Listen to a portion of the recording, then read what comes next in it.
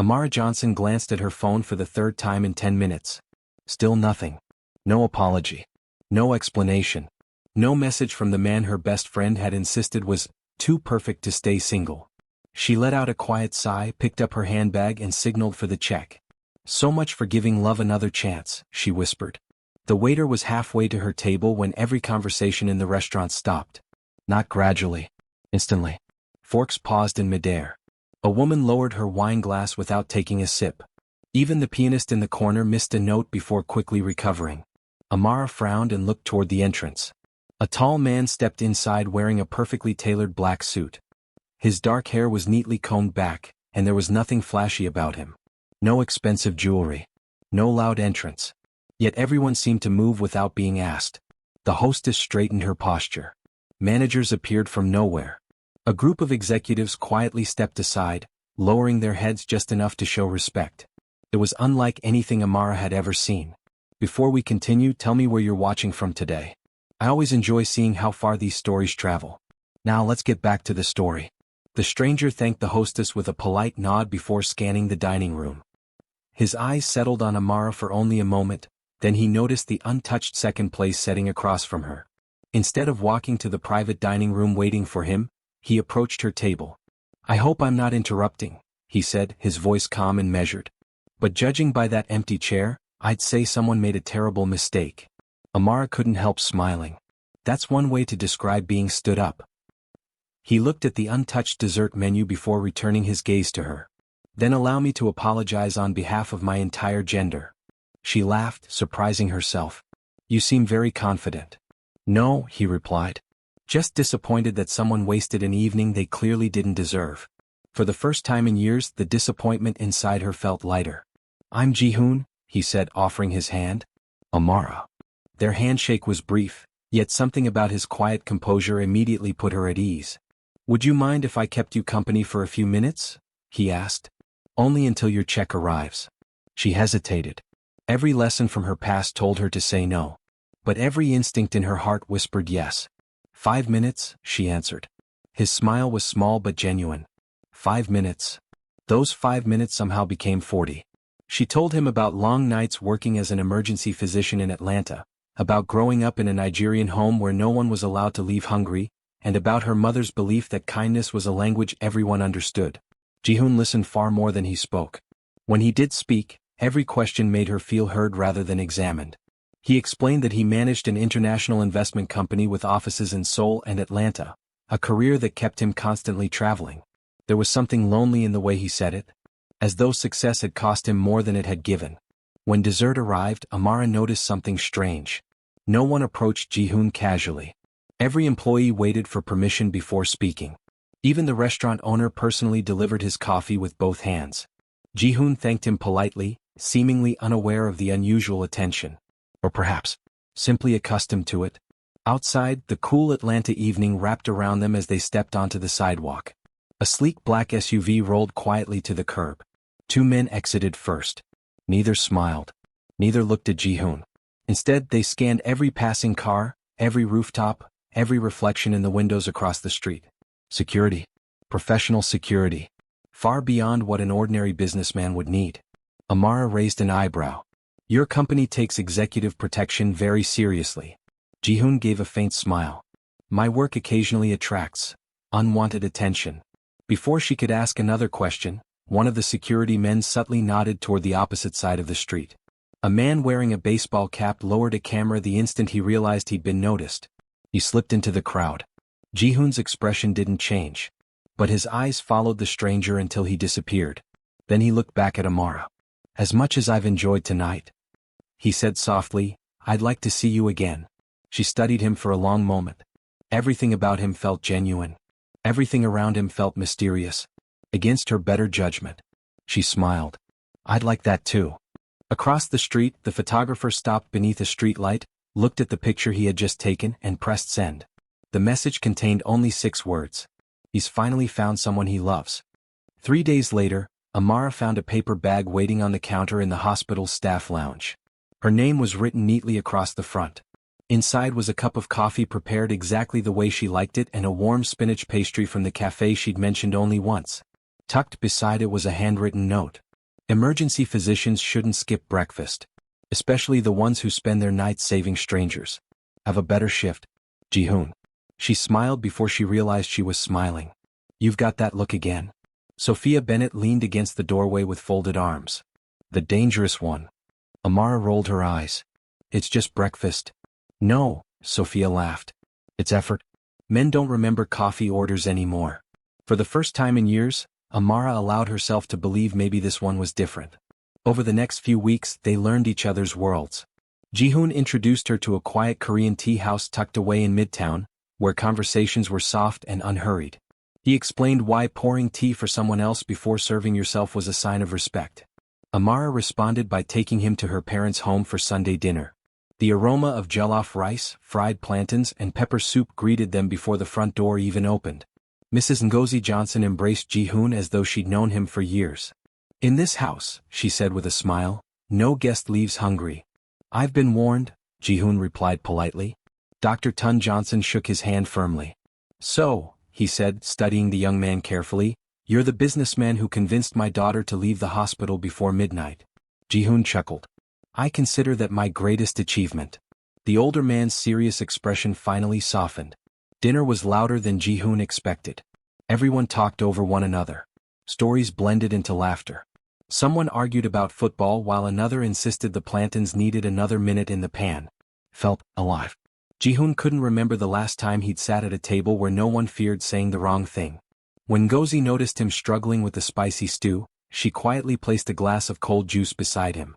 You don't have to pretend for our sake. Ji-hoon laughed. I was trying to impress everyone. You already have, she replied gently. For a brief moment, something inside him settled. Something he'd been searching for since childhood. As they prepared to leave, Ji-hoon's phone vibrated once. He glanced at the screen. His expression changed almost imperceptibly. I have to take this. Outside, a black SUV was already waiting. One of the security men stepped forward. The chairman is needed immediately. The words were barely above a whisper. Amara looked toward the window just in time to see Ji-hoon nod once before climbing into the vehicle. Chairman? She frowned. Back inside, Tun noticed her expression. Everything all right? I thought I heard someone call him chairman. Maybe he's chairman of his company, Ngozi suggested. Amara nodded, though the explanation didn't quite satisfy her. 2 nights later, she attended a charity gala with Ji-hoon. As they entered the ballroom, conversations slowed. Executives who had been laughing moments earlier suddenly straightened their jackets. Several approached Ji-hoon, greeting him with quiet respect. Not one of them called him Mr. Han. Every single one addressed him the same way. Chairman. Ji-hoon acknowledged each greeting with a polite nod before returning his attention to Amara, as though none of it were unusual. You seem distracted, he said. I'm just wondering how many CEOs get greeted like heads of state. A faint smile crossed his face. Business can be complicated. Before she could press further, a silver-haired man approached. He bowed slightly. The board meeting has been moved forward, Chairman. Ji-hoon's eyes hardened for the briefest second. I'll handle it tomorrow. The man hesitated before quietly stepping away. Amara watched him disappear into the crowd. Nothing about this resembled corporate business. Later that night, unable to sleep, she opened her laptop. She typed one simple search. Han Ji-hoon, Atlanta investment CEO. Dozens of articles appeared. Most praised his business success. Then one headline caught her attention. It was older than the rest. Buried beneath pages of financial news. Her heartbeat slowed as she opened it. The article featured a blurred photograph. The man's face was unmistakable. The headline read, Authorities continue hunt for the elusive leader of the Han organization. Her fingers went cold. She whispered the name to herself. Ji-hoon. Amara didn't sleep.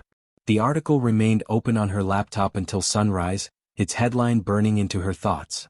She had reread it 6 times, hoping she'd misunderstood. Authorities continue hunt for the elusive leader of the Han organization. The photograph was blurred, but there was no mistaking the man standing beside the armored SUV. Han Ji-hoon. By morning she'd made up her mind. She needed the truth. No excuses. No half-answers. Only the truth. Ji-hoon arrived exactly when he said he would. He found Amara waiting on a quiet bench overlooking a small lake in Piedmont Park. She didn't smile. She didn't stand. Instead, she held up her phone. I searched your name. Ji-hoon's eyes settled on the screen. For the first time since they'd met, his calm expression disappeared. Neither of them spoke for several seconds. Finally he sat beside her. "You deserve an explanation." "I deserve honesty," Amara replied, her voice trembling. "Were you ever planning to tell me?" "I was." "When?" "When I believed my past could no longer reach you." She laughed bitterly. "Your past." She turned toward him. "People are calling you one of the most dangerous men in the world." Ji-hoon lowered his head. "They're not entirely wrong." Amara felt as though all the air had left her lungs. "So, it's true." "Yes." He didn't deny it. He didn't argue. He simply accepted the weight of the truth. "I lead the Han organization." The words landed like stones. She stared at him. "You told me you were an investor." "I am." "You told me you built businesses." "I did." "You never mentioned the criminal empire."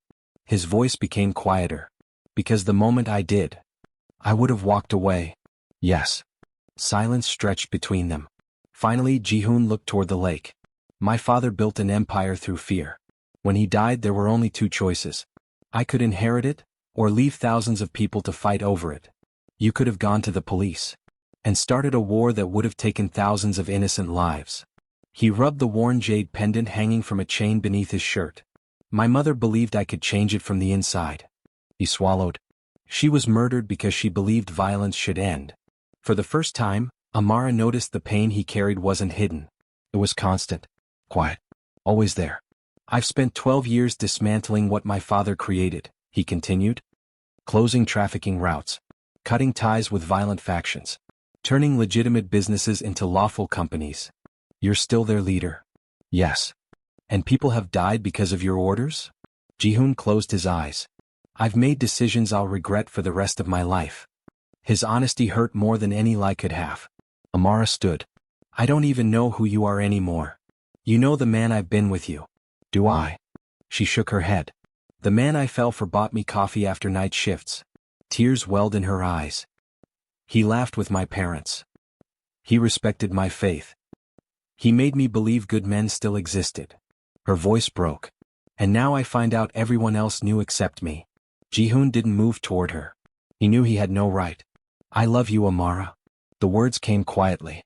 Without expectation. Without defense. "I never intended to. It just happened." She wiped away a tear. "I can't do this." Then she turned and walked away. Ji-hoon remained on the bench long after she disappeared. For the first time in years, the man everyone feared looked completely helpless. Thousands of miles away, inside a dimly lit conference room in Busan, Kang Dae-sung smiled as a photograph was placed before him. It showed Ji-hoon laughing beside Amara outside the Atlanta restaurant.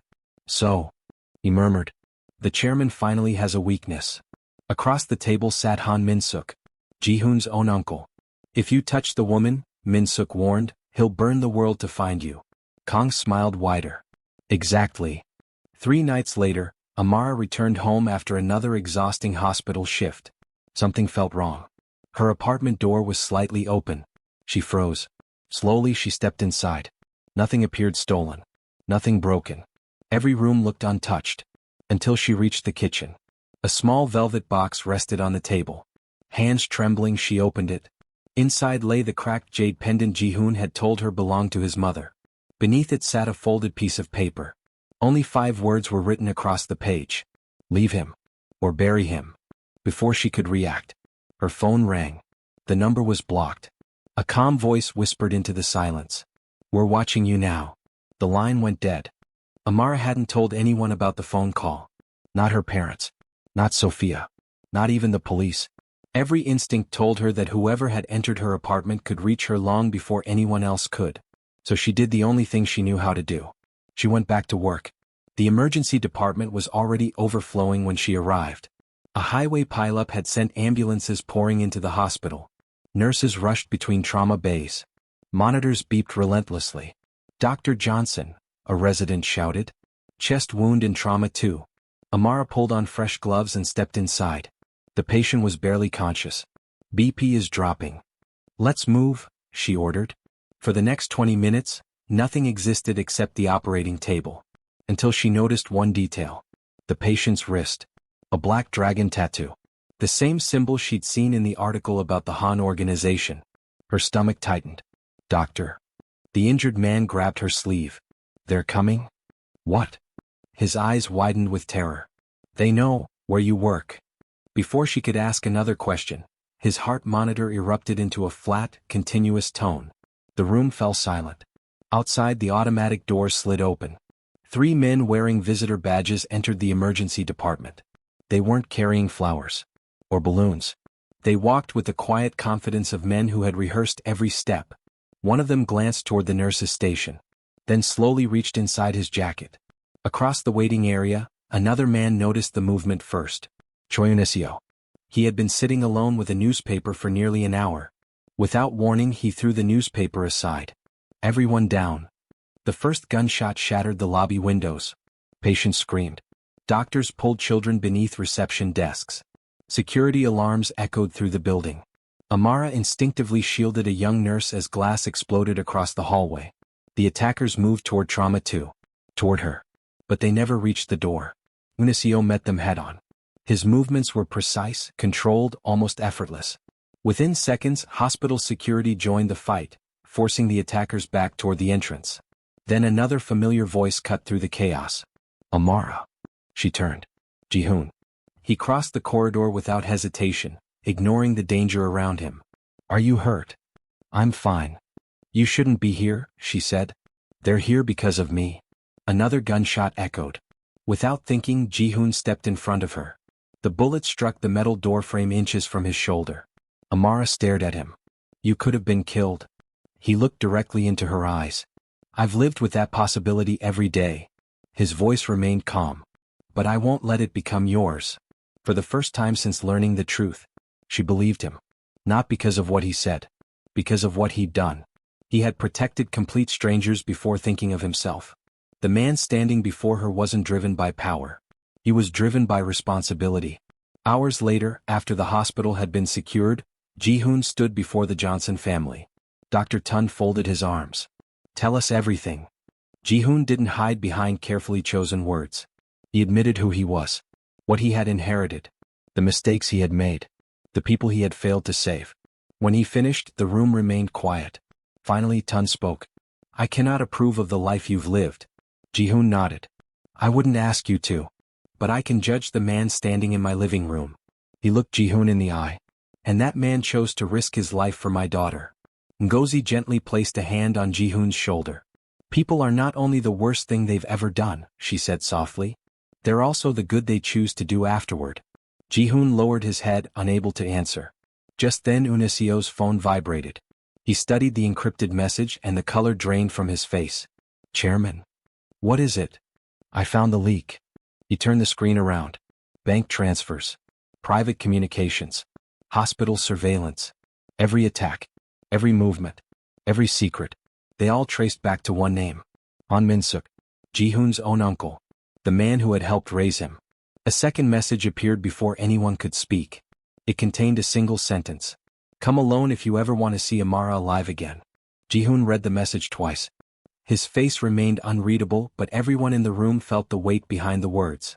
Dr. Tun stood first. This is a trap. I know, Ji-hoon replied. So don't go. If I don't. He looked toward the empty chair where Amara had been sitting only minutes earlier. They'll kill her. Uniseo stepped forward. We can mobilize every team we have. Ji-hoon shook his head. They're expecting that. Another message appeared on the screen. A live video.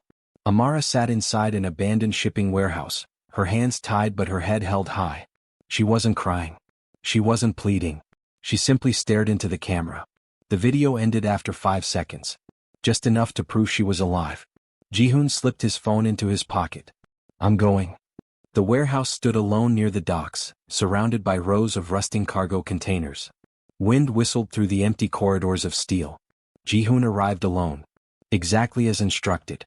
Kang Dae-sung emerged first, applauding slowly. I almost thought you'd send an army. I don't negotiate with armies. Kang smiled. No. You negotiate with consequences. A second figure stepped into the light. Han Min-suk. The betrayal hurt more than Ji-hoon expected. You raised me, Ji-hoon said quietly. I prepared you, Min-suk corrected.